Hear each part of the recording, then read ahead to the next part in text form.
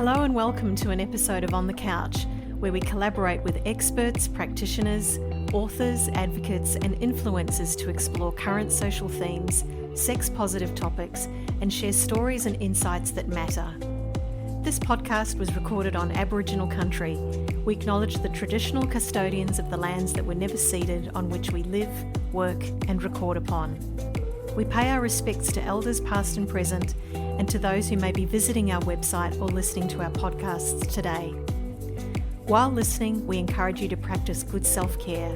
Check the show notes for content details and references.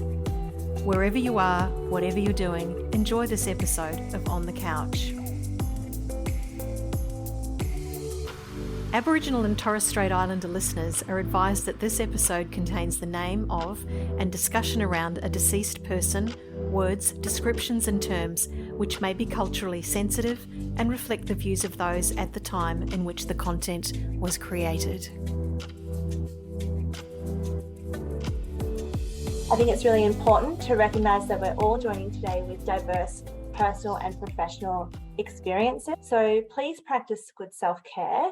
Grab a cuppa, get comfy, sit back and enjoy this hour of your day dedicated to Aboriginal language, health, the queer space, while we discuss the importance of empathy in the work that we do. I would like to welcome our guest joining me on the couch, Curly Saunders. Curly is a proud Gunai woman and award-winning multidisciplinary artist and consultant.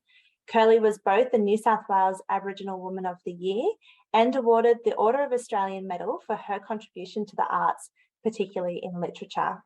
So it is an honour to sit down with Curly on the couch today. Welcome, Curly.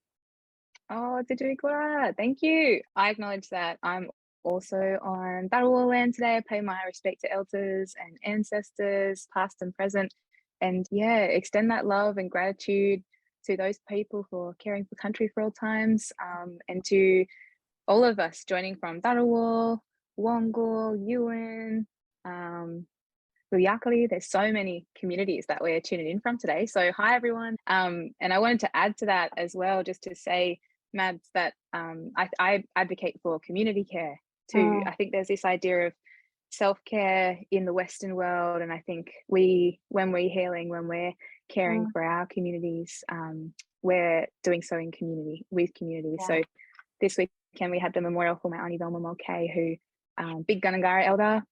Right. And I just wanted to acknowledge the passing of her, but also the celebration of her life and the way that healing was done in unity, in community. So yes, find your comfy space on the couch, come join us. But if you need to chat with people afterwards, if you need to reach out to your safe people, please do so, because that's important too. Absolutely. And I love the idea of community care as well as self-care. I'm going to use that and I'm going to remember you saying that every time I use that. So thank you. I have to say, your bio is so impressive. And for those who are online, probably already know that. But that was actually just the short version. I had a long version, but I thought I'll just say the short version, because actually I would love to dive into hearing a little bit more of a personal introduction from you. Curly, can you start off with introducing yourself and I guess your cultural connections? Love to hear it. Oh, thank you. Yeah, so I was born on Gundungurra country, Gundungurra Nura.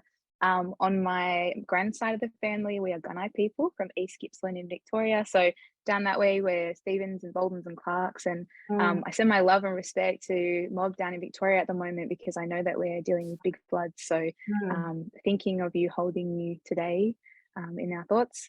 And then Mum was born on Yuin country. So Gunai lines married up into Yuin lines down around Bermagui and Bega. And down that way, we're Hoskins. So Mum was removed from Yuin country, raised on Gundungurra country, which we have ties through on my grandfather's side. So that way we're the Stevensons. And the Amato line as well from Dharawal country, they married in down on Coolangatta, so ties down to Roseby if you're out that way. And then on my pop side, we're Biripi people, married in down Lapa and moved into Lapa at the Mish down at Lapa Roos there. So it's a lot of connections across many countries. And it's also a treat, because it means that I have community ties across many communities, and I have stories to hold and share with many people and language. And land to connect to and be strengthened by and to fight for. So yeah, I feel really lucky to be yarning with you today about those connections and to have those ties. Can you share a little bit more about what makes you proud? And I think we've started to feel that passion from you already. What makes you proud to be an Aboriginal woman and why it's so important to speak up and have voice? Yeah. Well, I mean, we come from a 60,000 year, plus time immemorial kind of lineage. So I think there's a pride in being part of the oldest continuous culture on the planet. I think there's also a deep pride instilled familially. So my mum is this super powerhouse, resilient, beautiful, moves with grace in the world kind of woman. And knowing that I'm hers, that makes me feel really proud. And I feel strengthened by culture and by kin and country, and having those relationships makes me feel a communal reciprocity, which I think is what we're talking about when we say pride for Blackfellas, because I think pride, white way, can feel like this, I'm out the front, whereas I think there's a non-hierarchical way of being in our communities that's really important to honor and to talk about when we're talking about pride. So yeah, I stand on the shoulders of giants, all these beautiful elders who've come before me, and I get to learn from them every day and to teach our little ones. And I think those relationships make me feel really strong and connected, and that's what I interpret here as pride. I'm a storyteller, so my aim is to create, to connect, to make change, and that takes many forms. This morning I was sitting out in my garden on the phone having a yarn with my friend up in Brizzy and making all these cyanotypes, so sun prints using chemicals that rely on the UV exposure of the sun, and layering all these natural objects, mostly lyrebird feathers I was playing with today. I did see that on Instagram. It was so beautiful. So I think when I'm in that space of storytelling, I feel empowered to draw people into those connections, and that feels important. And that has to do with pride for me as well, that I have been given the gift of storytelling. I feel a responsibility, and so many of my elders have spoken about that responsibility. So pride's intermingled with responsibility, with reciprocity, with non-hierarchical ways of being, and with country and culture and kin, and they all feel important in that idea of pride. And I love hearing you talk about, I've heard you on another webinar actually talk about your exceptional mum. So I love that she got a mention today too. And so is my dad too, right? But like, mum's a black one doing all the great stuff at the moment. She's this backbone, and not just for her kids, but for many kids and for many people. And she's real special. Powerhouse. Yeah. I think before we get into start talking about your work, and we've kind of already started talking about those defining moments in your life, and I guess shows how broad and across the country your cultural connections are. But what would you say today, like in this moment, when you think about it, is your most defining moment in your life? Huge question. But just today might be a different moment tomorrow. Ooh. Yeah, I think on the weekend when at Auntie Val's memorial, we'd organised dances. My brother boys from down Yuin Way, they're Browns and Firers, to come up the coast and to teach my little ones dance, my cousins, my baby cousins, nieces and nephews, and our broader community, the kids particularly. And I just think she would have had this beautiful glee in seeing all of these little people there celebrating, her nephews, doing a smoking ceremony, her great nephews being involved in that, her nieces and great nieces dancing. I think she would have had pride in that. And so that feels like a very defining moment of continuing a legacy, but also seeing the ways that continuation happens in community. There's like these beautiful ripples of knowledge handed down.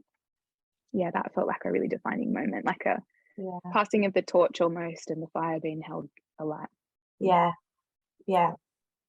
Beautiful. I'm so glad that you shared that, actually, because sometimes we get straight into the work, and I think it's just nice to have a little bit of time at the beginning. And I'm going to say right now that we're probably going to go over time a few minutes, but Cool. because I am not rushing this because Time's I a love hearing fluid it thing. all. What is time? Time is nothing. Yeah. Yeah. Everyone get comfortable because we're going to be here. We're going yarn. Yeah. Absolutely, Yeah. absolutely. And I guess even prior to reaching out to have you join us on the couch at Caddyshack, our team have been obsessed with your writing in particular for a while, and we've been talking about it and putting it in our Caddyshack library in our book club discussions. Can you talk a bit more about how writing has come about in your life? How did that happen? Yeah, so I had an excellent teacher in year 11, Hayley Chisholm, if you're listening, you're amazing, thanks. And she slid poetry across the table. I think she knew that poetry would be something that I liked. And it was written by Deb White guys, like war poetry and explorer poetry. But it was poetry that I fell in love with because I loved the rhythm and the lyricism and the trickery of it. There was all this wordplay. And so I started writing and created a work called The Incredible Freedom Machines, which is now a picture book. But at the time was a long form poem, and I was experiencing anxiety and depression at the time, and had bought a motorbike and was riding up and down the coast. So this is like, a few years in between, riding up and down the coast, and found so much joy in it, and wrote about this, kind of fiercely feminist moment of getting my motorbike license and riding and being free and independent in the world. Yeah. And I had written a manuscript and sent it off to Matt Otley, who I didn't know, and said in an email, like, "Dear Matt, be my illustrator." He's illustrated like 75 books. He's amazing. And Matt sent it off to his publisher at Scholastic, Beck Young, who's a beautiful writer. Go and read her work. And that was the start of my publishing career. That started me in books, in picture books, and I've always loved picture books. I studied teaching, so that felt really right. And then Red Room Poetry, Dr. Tamron Bennett over there, Joe Featherstone and the crew, they supported me with my first commission of a poem. And that was it. It's just been poetry ever since. And even if it's plays or essays on magazine articles, it's always poetry for me. It's all poetry, yeah. And you can see how it all links together, particularly with the art side of it too, and the visual art side of it. You can see how it all connects with the poetry, and I can see you riding your motorbike in my head. I can see you riding your motorbike. I was just like, yes, girl, get it. Like, I love that. And I'm going to take a little bit of inspiration from you, but don't worry, Mum, if you're listening, I will not buy a motorbike. But I will do something just as empowering, I'm Excellent. sure. So I'm thinking about your body of work more broadly. Can you talk a little bit more about the intention behind your body of work? And I guess following on from that, your bodies of work are so broad. Like you mentioned, you've got plays and it's art and it's poetry and it's teaching. How do you find a balance? How do you maintain a balance with all of that? Yeah, I think some of it feels categorized in the kinds of works that I do. So I guess my main three kind of places or spaces that I occupy are being an artist, being a writer, and being a consultant. So in consulting, I work in diversity, equity, and inclusion, which I think of as belonging and justice and dignity. And I work with incredible teams. Yeah, we work with all kinds of organizations, from spaces in renewables and solar to fashion to large multinational tech companies, to support them in changing their direction or their strategies, their policies, their employment and engagement. But mostly we just help them play nice. We teach people how to create spaces of belonging in their workplace. And so I feel like that part of me, that real justice oriented, change oriented self, and the teacher who wants to work with adults gets to go and be alive over there, play over there. Art for me feels like a space I occupy when I can't find the words, or when I want to sit in the expanse of a thing. So I love to, play with fiber. I love weaving, cyanotype, so sun printing or UV printing, printing itself, and a mix of all of those things in the digital space too. I really enjoy all of that. And I think that work for me comes about when I can't find a poem, or when I'm responding to a poem, and words feel, it's more the visual and the visceral that I want to capture. And then there's writing, and I mentioned poems underpin everything, and they mostly talk about justice or hope or change. Bindi talks about the bushfires and eco grief. It explores eco grief for children and self-determination of Maori and caring for country and the support of that, the need for things to change. Kindred is about my connection to culture and community and country, and was my debut poetry collection, and I'm working on my second one at the moment, Returning, which is more about decolonization and feminism and indigeneity and queerness. So this next collection feels a bit more spicy and vulnerable. Love that. Yeah, and then some works live as, you know, essays or plays or poems, and they explore different things as well. So the play Going Home is about actually taking family home back to country after they've been separated from it because of forcible removal policies in Australia, or because of the shame of going home after that, the long-standing separation and disconnection from country, but also queerness, but also feminism. So yeah, there's the, I guess, the projection of my life and the wanting to create shared spaces of belonging in the world so other people feel seen and heard and understood, but also championing for change. I love the balance between when you talk about your poetry and maybe needing to express that visually, and what a beautiful spring day to sit outside and do some art and inspire and you use your hands. Like, I think there's really something in getting away from the computer screen or away from the pen and paper and really getting into country. And I mean, I'd love to speak more, I guess, now about language. So let's talk about language. Let's talk about its importance and its richness. We heard this week that from 2024, the Department of Education will formalise the inclusion of language in the curriculum. Makes me thrilled to know that this is happening. What a moment. What a moment, right? What a moment. And I think this is off the back of the United Nations Indigenous Decade of Languages, or Decade of Indigenous Languages, and off the championing of community continuously to fight for language to have a space in society in a way that it hasn't before. And, you know, Auntie Val would talk about how language wasn't allowed to be spoken when she grew up, you know, at Lapa on the Mish, and that her her nanny would speak language, but she wasn't allowed to. So, and my mum being removed, she hasn't been able to speak and learn language. And if she did, it would be Gundungurra, not her family's, you know, on her grandside where she was born. So I know that disconnection, and it's such a driver for my want to teach language in the classroom. And I created poetry in first languages with Red Room Poetry and across 12 different language groups. And I think 60 workshops, many kids, many communities. And it had elders sit with community with kids in the classroom, but outside. And kids would learn language through, dancing and painting and storytelling and walking on country, and with some incredible TOs. And it was such a precious project to be a part of. And I just got to sit back and watch it all unfold, you know, in this project management kind of role. And I think it really stirred up the want for language to be a permanent part of the classroom and the curriculum. So I am thrilled about that.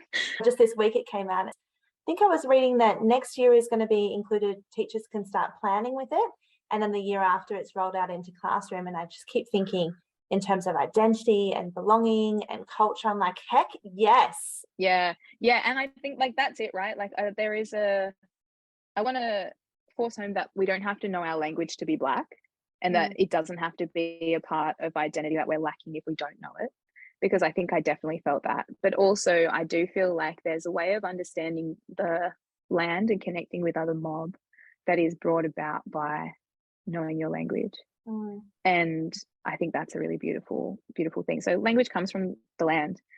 It comes from, you know, the shape of the land, the ripples of the land, the way the land moves, where they meet, the rivers and the waterways. And we only have language words for things that are important to country.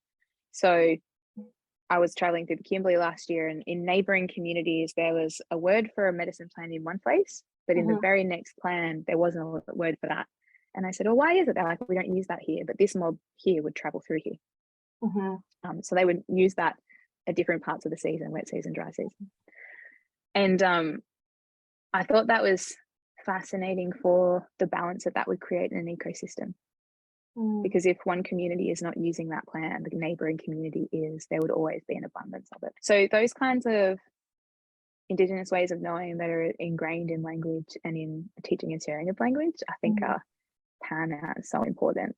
And yeah, I'm excited that in knowing that those knowledges will be continued or revived or regenerated, and that it will provide more paid employment pathways to mob to go and create work out of being who we are instead of having to fit into this white way of being, which we've been doing for like 200 years. You know?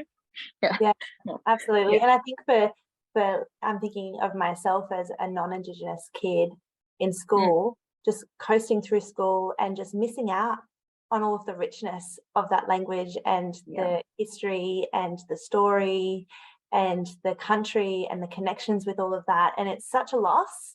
And it's only really when you start to leave school and you're going, actually, I'm going to look into this a little bit more because there's something here I'm missing out on. And I want to be part of this because this is part of us as a country, right? Like, but yeah, I guess the other question that I actually had prepared to ask you, but I got distracted, is what does it mean to you being a 21st centenarian custodian of language when we're talking about 250 Indigenous Australian languages, 800 dialect varieties spoken at the time of European colonisation in 1788? Like, that is massive. Like, what does that mean to you to be here and being a custodian of language? Yeah, I think it comes with huge responsibility, you know, and I keep going back to the passing of this elder, but it feels really important at the moment, and especially because I think across our communities, we know this a lot in recent years. We've lost elders and will continue to, and with them goes their knowledge and their wisdom, and the handing down of that knowledge and wisdom is so paramount in the continuation of it. And yeah, my Auntie Val, she taught once a week at her community centre, taught language to everybody. Anybody was welcome, anybody who wanted to come. And so I think, you know, I look at that kind of generosity and the gaping hole that it leaves when someone like that passes, and just feel a real need to be involved in that. And to continue on her legacy, right? Like, you know, the work that she's done isn't for nothing. It's going to continue on because of her family and her community and the knowledge that she's passed on throughout her life. So important, and I'm so grateful that you were able to share that experience. Thank you. Very human life things are happening around me. I live in a share house and the lawnmowers have just arrived, so I'm just gonna fixing my housemates, like, make them mow out the back of the block, and I'm just going to close the window, but I'm still here. That's okay. I totally know what that feels like. I am very grateful today that my housemates are both working, so I'm on my own and I can be loud and not have to worry about sound. Totally. So I want to keep talking about language for a little bit because I want to move into a bit more of the queer space, but we've heard about brother boys, sister girls in Indigenous communities. Can you talk a little bit about how Indigenous language is used to express identity and inclusivity within sexuality and gender diverse communities? Yeah, and I think this is part of an ongoing conversation that's unfolded. Is there a word for they and them? And if there isn't, how do we amalgamate language or change language to make sure that there is? And I just think that to me is so exciting that we can continue to shift language. And it's also a risk of language not having been taught for 100 years, 200 years, 250 years, is that we might not have the language words to make sure that all of the identities that exist within a community are represented. So if your identity isn't represented, I encourage you to go sit with community and have that yarn and see if there is a word, or find a word that feels right, or create that word, because language is dynamic. It does change over time, and it needs to be inclusive of the speakers who are telling the stories. So yeah, I just wanted to share that little slither, because I think the more that we have that conversation, the more that we champion everyone of all genders or non-genders, being seen and respected by language, then yeah, the more safe that our communities will be. Mm.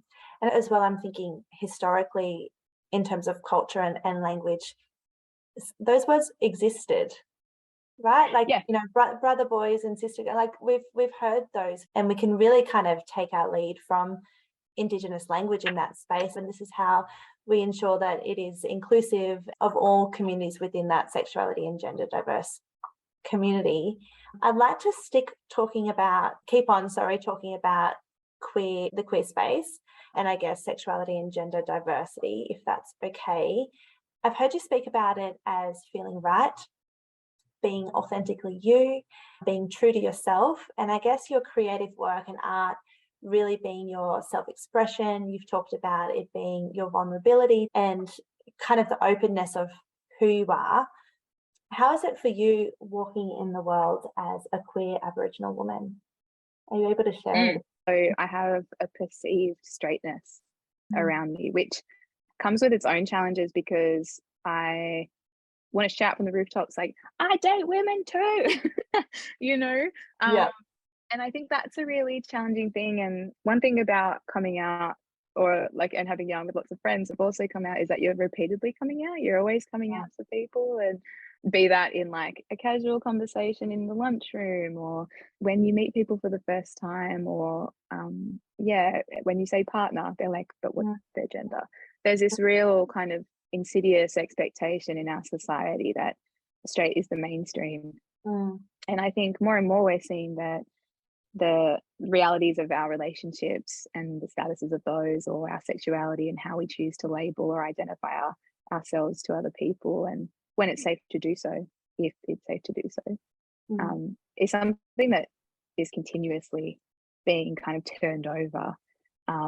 And yeah, it's been, I came out when I'd just turned 30, or like I was on my way to 30, and I sat down with mum and dad. I was like, guys, I think I want to date women. I think this is part of who I am.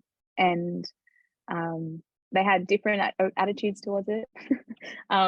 And I had friends who outwardly told me, like, you know, you could just stay with your boyfriend and have sex with women. And I was just like, oh, you really don't understand, you know, not who I am. Yeah. Or what I'm craving for, or the connection I want in my life, or the fullness of who I want to be. And it was really challenging and really sad and really hard at times. But it also came with this total elation of freedom of like, I validate who I am in the world, and I know who I want to be, and I know who I want to be with, and what that looks like. And that came with this absolute freedom to be me. And I fought it for so long, you know. I just assumed I would live this straight life, and that's a really, really hard thing. Saying then, Curly, that it wasn't a phase? No, it wasn't a phase. It wasn't just a phase. It wasn't just a phase. Yeah. And I really empathize with other people who are also, you know, dating cishet men and who have perceived straightness as well around them, because I think there is this like, oh well, maybe it was just a phase and you've gone back into the closet, and that was just a moment, a blip in the horizon of your life. You can still be authentically yourself, even when you're within a perceived straight relationship, right? Yeah. I joked with Nan. I was like, Nan, I still like vulvas. She's like, oh my gosh. Also, I love that you said vulva. Yeah. Well, you got to know the difference, right? Like, I think it's really important that we use the right words. Yeah. We've talked about language. Now we're moving into vulvas. We are so on the same page. Yeah. You were meant to be on the couch with the Caddyshack Project. Oh, I'm so glad to be here with you. I want to talk about sexual and reproductive health a little bit later, but before I get into that, I want to move into thinking about stuff that I've actually labelled, don't we already know this stuff, as my subheading on this section. It's stuff that we all should know, but I think it's worth repeating, and I'd love to hear your thoughts about moving forward. We know that Aboriginal spiritual and cultural practices have been shaped and adapted for over 60,000 years. As we gain a greater appreciation and understanding of Indigenous knowledge, how can this knowledge inform our decision-making today? What effect would you like to see for society? And what is your vision and innovations for tomorrow? 3 very big questions. Mm. Well, I think we're seeing the Uluru Statement of the Heart be plastered everywhere, and all communities have different attitudes to this. And I wholeheartedly support the self-determination of Aboriginal communities. I support a voice to Parliament. I support treaty. I support sovereignty. And I think it's important to yarn about what this would mean for us if we had to forego sovereignty and we weren't entitled to treaty, but we were ingrained in the Constitution without that recognition. I think I'd be mad. So I think it's worth like sitting with that and understanding it more fully. And I have to go and understand it more fully, and it changes over time. So, but yes, wholeheartedly support the self-determination of communities. That's one thing that I think this Indigenous knowledge needs to be. It needs to be led by community, offered up in collaboration with community, for community. And if we're going to change strategies and policies and our ways of being in the world, then we've got to do it with mob at the front and support I appreciate that it's a living knowledge too, and I love that phrase when we talk about Indigenous knowledge, that it is living, it is so vast. Yeah, and I think I had a really beautiful yarn with Dr. Lily Brown and Genevieve Greaves for the Griffith Review, and we were talking about the abolishment of education systems. And it's a beautiful read. If you Google those names, you'll find it. And Lily had said, like, there's this beautiful idea of Indigenous knowledges being ingrained into everything we do, and isn't that wonderful? But if we want Indigenous knowledge to continue, we need kids to be able to sit in relationship with their elders. And if we want our kids to sit in relationship with their elders, then we've got to stop incarcerating them. And killing them. Like, it's a no-brainer, really. And if we're talking about Indigenous knowledge, well, Indigenous knowledge is inherently tied into and with land and comes from land. And then we're talking about land back. So I think this is a more complex thing that gets really romanticized. Look at this beautiful bush food, read this book, learn this perspective. Yes, do that. But also make sure that you're championing raise the age. Make sure that you're challenging the establishment of institutions for youth incarceration, and that you're challenging deaths in custody and incarceration of mob, knowing the systematic racism that exists. Yeah, and it's so important to go beyond this kind of Disney version of what is actually happening today. And I guess that kind of leads then into what those visions are for the future, and thanks so much for sharing some of that. You and I have talked about this before, and I thought I'll wait to see if you bring it up. If not, I'm going to prompt you. And so this is my very obvious way of prompting you. We talked about this before, that there actually isn't a lack of information. There's a lack of empathy. There isn't a lack of information, there's a lack of empathy. Can you share a little bit more about that? So I went and saw Alok Vaidmanan, who they, them, non-gender binary, incredible Indian person coming out of the state, who speaks about the intersectionality of racism with queerness and or gayness and their gender. And such an interesting take on the world when they said that there isn't a lack of information or access to it. It's not that people don't have the information or are ignorant, it's just that they don't care. Like, that cuts my heart right open, because I like to give people the benefit of the doubt and assume that this is only happening because this harm is only happening because people don't know. But we know, you know, we just might be more interested in living a comfortable or powerful life. And I think we really have to, sometimes we've got to get out the way if we want to allow other people to be in power, or other people to realize the opportunities, potential available to them. And the reality is we uphold the system every time we choose to not challenge those ways of being or thinking. So yeah, I encourage, and I know that all of the people on this aren't the people that I need to yarn with about it. You'll know it's the people who who are often in seats of power, often men, often white, That's right. Often straight, that we got to change those mentalities for. And yeah, I think like toxic patriarchy and scarcity mindset, both historically of, you know, being settled as a penal colony, like there's so much in there. There's so much disconnection and trauma and lack of cultural ways of being and connecting in community that exist for white cis het men. And I was raised by one. I love him, you know. Yeah. So yeah, I really empathize. I really get it. But also, what are we gonna do? And I say that also lovingly. My dad's just moved in to a really small country town up on the north coast, and he's like, I'm radicalizing them girls. I said, what do you mean, Dad? He's like, I'm sending books around to people by Black writers about Black history. I was like, yes, Dad, get them. Yeah. So you know, we can infiltrate subtly and with love, and I think that's my mum's way, gently, always with love. And doing it with love. It's like, actually, I don't hate you, I just want you to understand, and I want you to have empathy.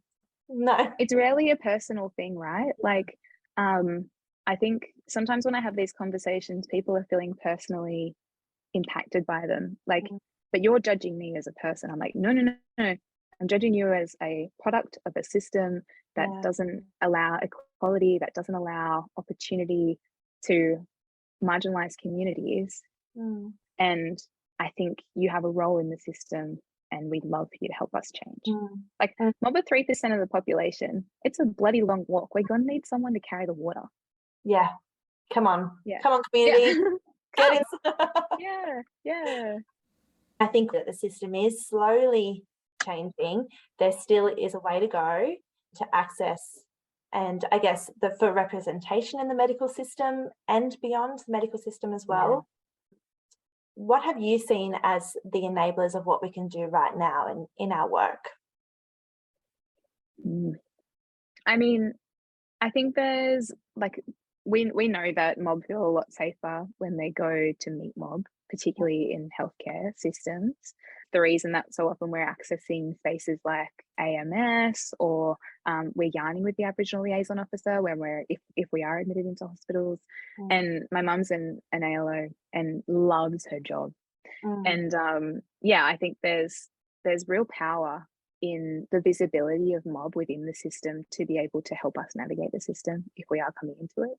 So there's definitely that. Unfortunately though, mob tend to occupy the lower rungs of the power hierarchy within the system. And gosh, it'd be nice if blackfellas were designing healthcare for mob within government and beyond. And I feel like that would really shift the ways of accessibility of the system, but also the services provided, the logistics around those things, and would continue to provide paid employment pathways for and education opportunities and leadership opportunities for mob in spaces that, like, medicine people are one of the oldest professions, if you will, in our community. So we've always had healers, we've always had doctors, we've always had nurses and social workers and psychologists. And that wisdom hasn't always been respected in white systems of health. So I think that's a really important thing. I would also love to, like, all of us want to see the gap close. Yeah. Right. But I think it's also such deficit language. It's so sad thinking about mob as statistics instead of people, and the dehumanization of that. And I think dehumanization through systems is such an integral part of why we want to opt out. We just don't want to be another statistic, you know. And so I think how can we humanize again these systems? And my mum, I've had so many people and at all kinds of things. One at an event, I was speaking at this at the Australian Museum, so it was a big event. And this guy came up to me and he's like, you don't know me yet, but I know your mum and I'm going to talk about her today. And I was like, oh, okay. And in front of like this huge audience, he was like, I just want to shout out to Joycey Saunders, who's the ALO at Bankstown Barrow Hospital, who took care of my family while they were in hospital. This woman is dedicated and she's humble and she's kind and she's warm. And she did such a good job of holding us, the family and the community, as well as this person in care while they were in this space.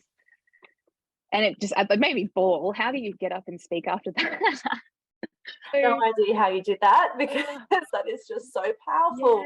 Yeah, but it also just made me realize the power of humanness, of kindness in our work every day, and how important that is. So I would just say that, like, life's really busy, medical people are very busy, but relating with people on a human level and the compassion that can shift a system is what is needed. There was so much in that. You're more than just a number and a statistic. We get those reports that get sent around, and here are the stats, and those stats are actual humans. Yeah. And more than just that individual, it's that individual's families, that individual's community around them, and their country and their story. And it's just, it's a really, I think it's really good for us to take away and think about that in the work that we do.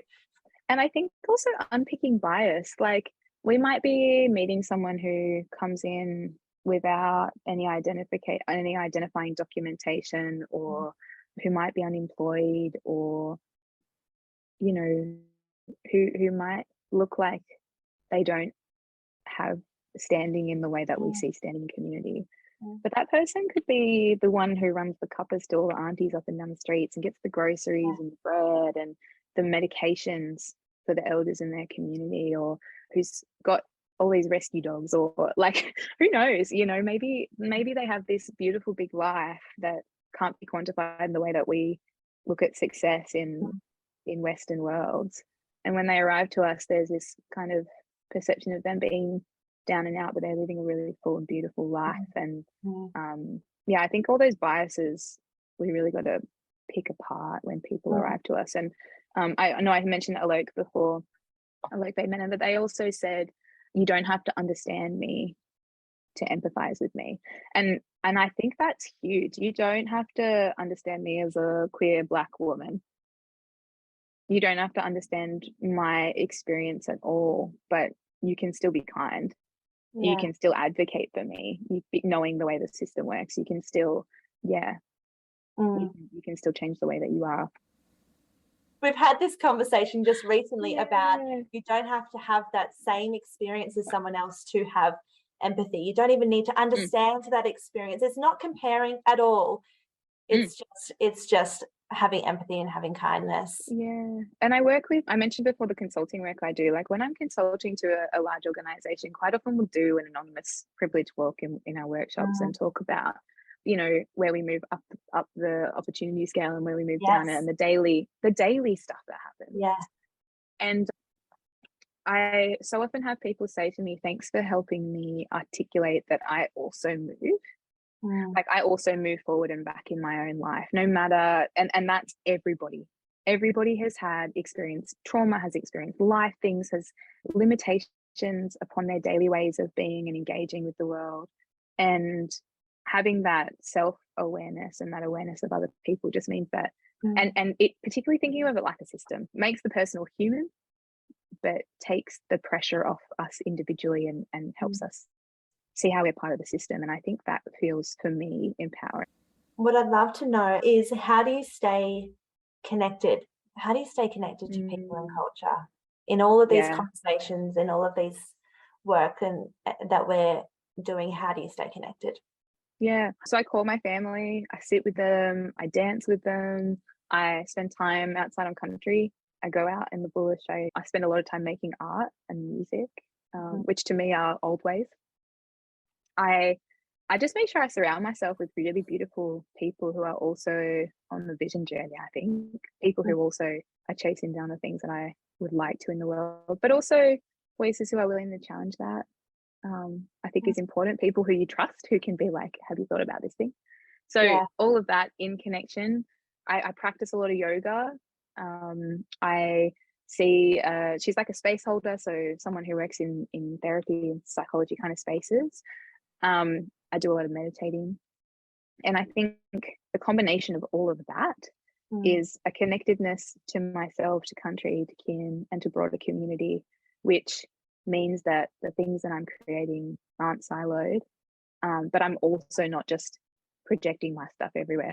I'm able to sit with myself and process my own feelings and thoughts and emotions, and then meet with other people and process them in community and create solutions that feel hopeful.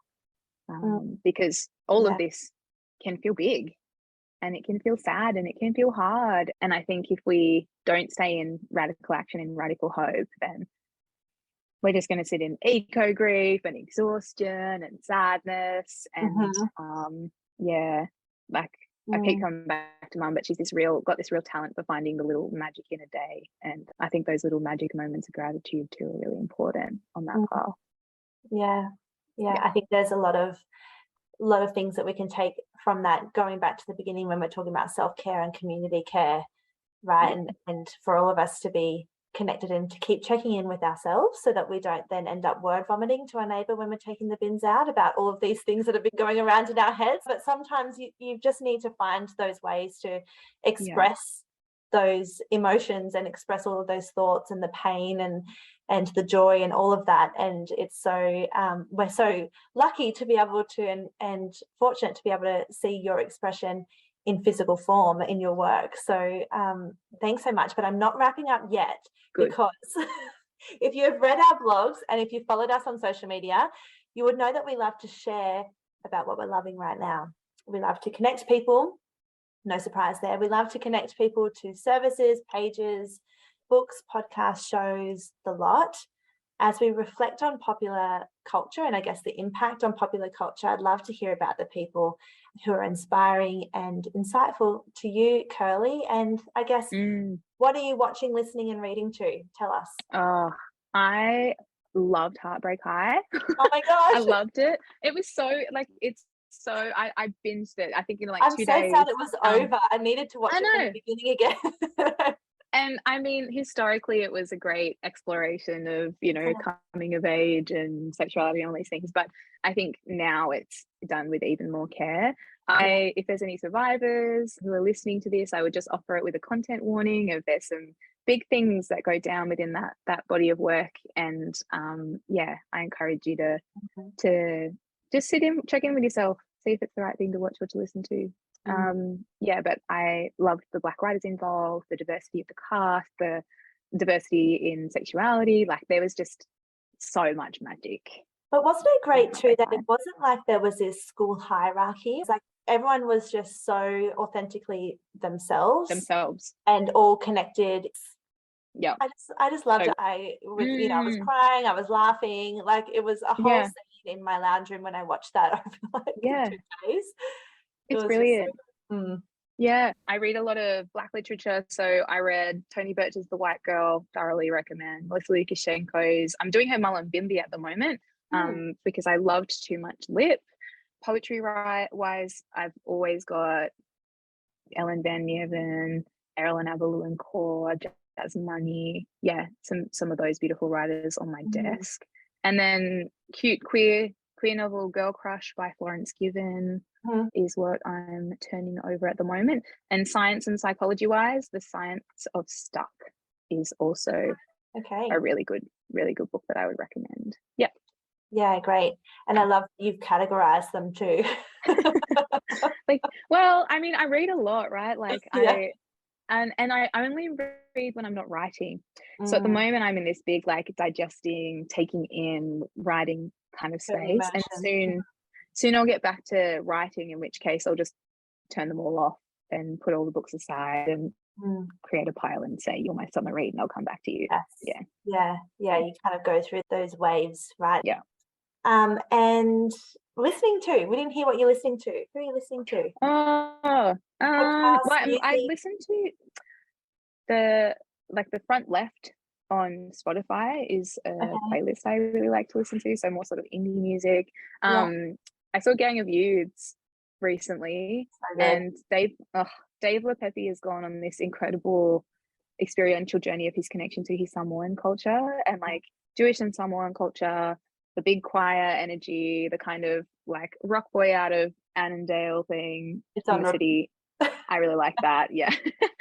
So a bit of that, and then I'm always listening to Black music, and there's lots of Black music podcasts and playlists on Spotify. So yeah, just go on Google. I mean, the Frontier War Stories is the other one that I've been kind of dipping in and out of. It's big, but it's wonderfully delivered. Yeah. And so if you're looking for truth telling, definitely that way. Yeah. Awesome. Yeah. Oh, so good. I heard actually recently on Instagram that you had moved some of your poems into like a rap, and I just freaking loved it. Like it made sense because it's just the rhythm and the tone. I really love Horror Show. They're another band that I listen to, and they, I think they're beautiful allies and speak about important stuff. And they'd put out this, does anybody want to write a rap for us? And I was like, go on then, I'll do it. And it was so fun. And I really encourage you, if you're listening and you have a creative practice, please share your creative practice and also break it down and change it. Being a poet definitely lends itself to music, and I don't do enough of it, and I'm holding myself to account when I say I need to write more songs and rap.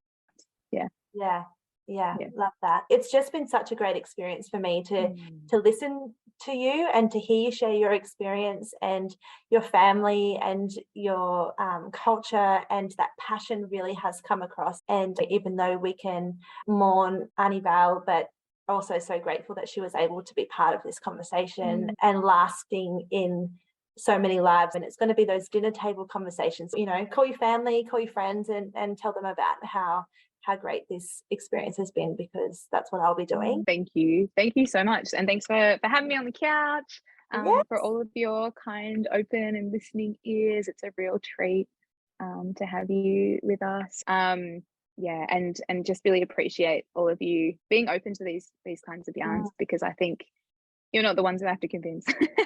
But we get to make the ripples, and the ripples make change, so that's a good thing. I can't finish our chat on the couch today without kindly asking if you could please read for us one of your, I don't want to say favorite, but maybe your favorite today. Okay, cool. Favorite today feels softer. I'm actually going to read from, this one. This one's called They Sung Us. Thank you. It's from Returning. The old people rain smiles for their song, which brought us here now. Their glee moves in me, like rivermint picked and crushed on the breeze, magpie gargle and waddle carefree, like inland pearls. Muscle flesh a gleam, dewy cut scar tree, like Billy T, strong black, sweet. Waratah stained flame, pop crackle simmering, eucalyptus smoke from Coolaman billowing, until we are clean. Like estuary fish, both upstream and one with the sea and her expanse, like full moon bows, guaranteeing we see what this means for us now, and reap what they sowed when they sung this moment into being. Thanks for listening to On the Couch. We create this podcast because we are allies in actively challenging discrimination, microaggressions, and exclusionary behaviours. We want to create spaces where people feel safe to share their thoughts, knowing they will be heard and respected.